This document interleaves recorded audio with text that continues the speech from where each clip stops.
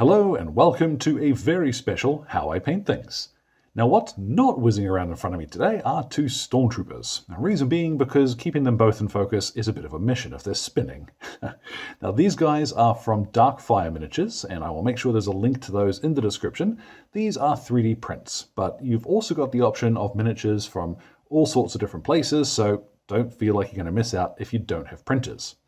Now I have done Stormtroopers on the channel before, but I'm going to show you a couple of different methods. And for those of you who like watching me come back from a mistake, I will tag it up on the screen when it happens, but yeah, you're going to enjoy this one too. So these are relatively simple, and there is a mere handful of paints for each of these. Those will be listed in the description, so let's get started. Now whether you're assembling plastic or resin miniatures, or you've printed them like I have here, Stormtroopers, well, they're white, so prime them white. I've used here, this is matte white from the Army Painter, but anything white will do the job. To be perfectly honest, once that has dried, they look almost done. So what I'm going to do is show you a couple of different ways here. So Stormtroopers being black and white, what I have here is the black, and I'm going to use Grim Black from the Army Painter. Now it doesn't need to be a speed paint or a contrast color or anything like that. Oh, I need a little bit more on my brush there. But I tend to find this flows off the brush into any nooks and crannies as I'm applying it a little more easily than a traditional acrylic would. So, over all of the black bits. Now I'm using Grim Black simply because it works pretty well. It could be that you use a contrast or similar. If you do decide to go with contrast from Games Workshop, what I'd recommend would be to use Black Legion rather than Black Templar. Because Black Templar is a little bit blue when it dries, and it's not quite the finish that we want. Now you'll see that I am getting this, it's not as tidy as I might like, but we can fix this. So concentrate first of all on getting the black bits black, and remembering as well he's got his funky little plastic holster, his blaster and all, it's all black at the same time. You'll see that our poor guy here, I have made a dreadful mess of a few of those black bits, but not too worried, we can tidy them up. If you're using Grim Black, what I'd recommend is come back and give the blaster a second coat.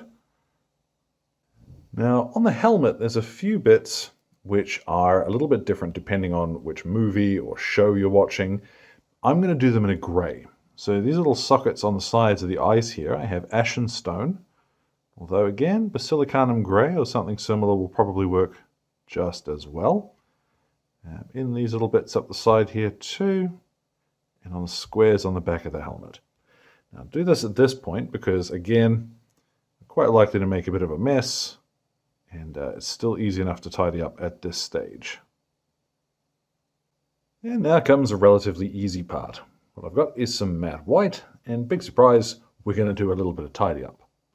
Now luckily, because of the way that the miniature is sculpted and where we were applying our black, you should find it relatively easy to tidy up any of those bits that you've splurged over. So, for example, this little bit on the side of the shoulder pad, see, because it is a raised element, just a quick blast there along the edge should be all right.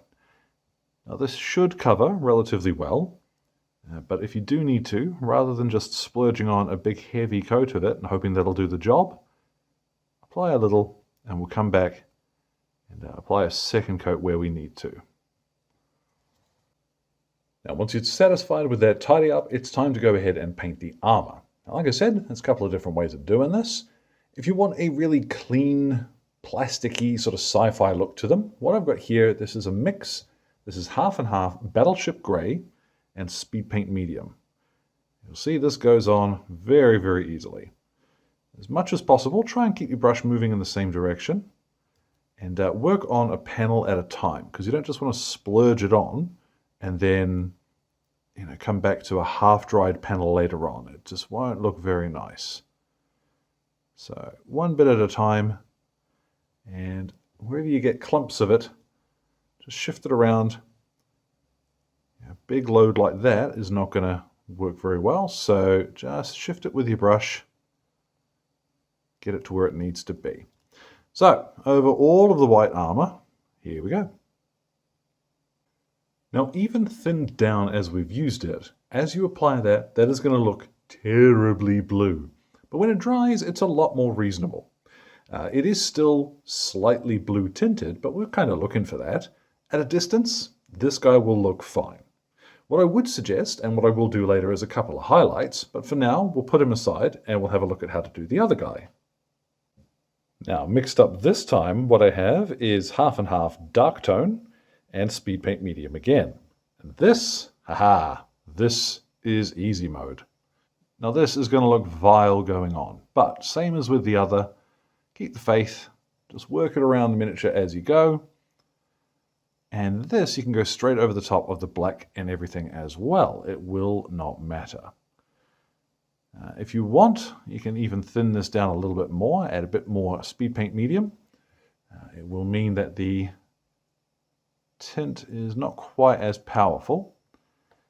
But likewise, you'll see that as this takes a second and spreads across the surface a little more, it's not quite as intense as when it first goes on.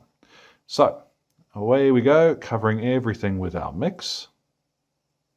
Now once this has gone on, while it's still wet, working relatively quickly, what you can do is grab yourself a slightly damp brush and wick away the bigger, clumpy areas of black that you don't want.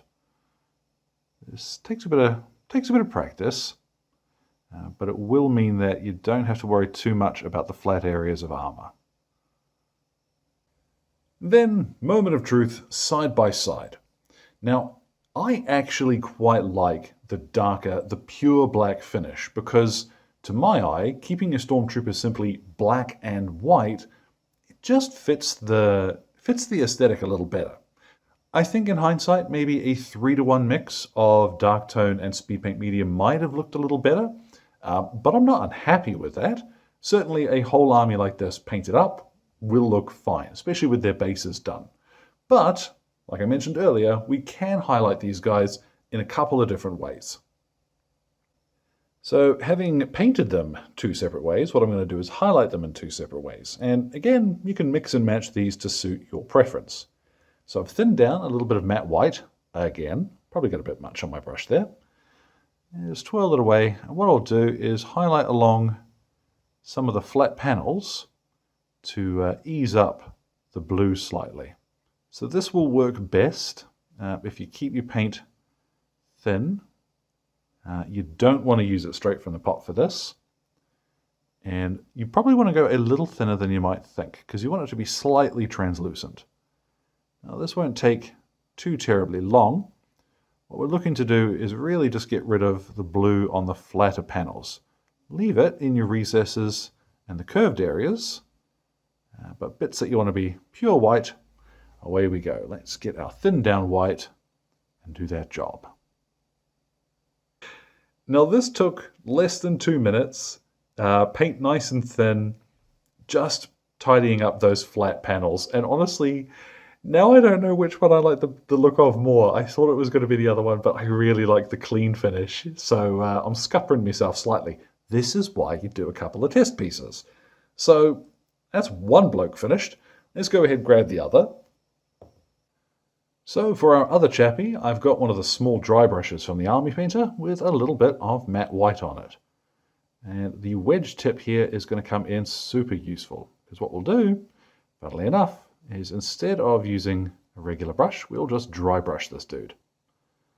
Now you want to be careful when you're getting near to bits that you want to stay black. That's where pivoting the brush will be handy. But I might need to add a little bit more paint as we go. Now we are getting there, but that's not turning out quite the way that I had in mind. So what I'm going to do is, rather than push the fact, is to admit, oh, maybe I was wrong. And I'm going to go ahead and apply a highlight in the same way as I did for the first bloke, because I think we're going to get a much nicer white finish as a result. And this, same principle, thin down paint, big flat areas getting a bit tidied up. Here we go.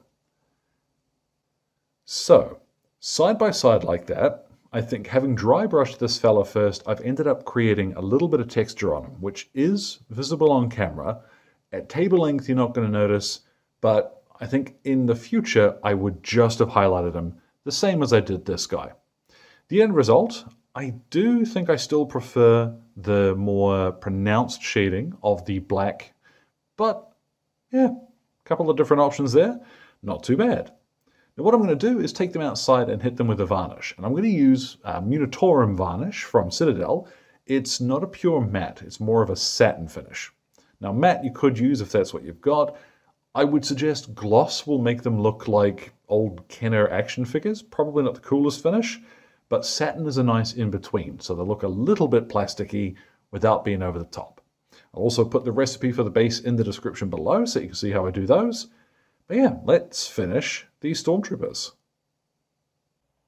And so, there at last, our Stormtroopers are complete. And I've come to actually quite like both of them, but I think for different reasons. The fella on the left, Mr. Blue, if I were going to be painting something for a display, like I really wanted to lavish attention on it, or if I were painting a larger scale miniature, then I think that sci-fi plastic blue-white would work really well. But I think for a gaming miniature, something that I'm going to put on the table and push around, I want to be able to read the detail at a distance. Then I think Mr. Black and White is what I would do for an army. A gaming miniature, I think it is better if you're able to very clearly see detail at a distance. And the black shading, I think, works better for that.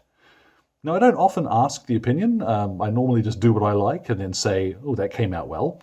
But for once, if you've got an opinion you like one over the other, I'm genuinely curious to hear what folks like and why, particularly the why, which one stands out to you as the better look. All the same, thanks as always go out to Exit 23 Games for the light and sound equipment, as well as all of the wonderful patrons who are keeping me ticking in paints and glue, including my most gorgeous producers who are showing up on screen now. Thank you very much for your support, folks. Now, any questions or anything, feel free to drop them in the old comment box below. My Blue Sky and Instagram are both linked there too. So, thank you very much for your time, one and all, and may the Force be with you.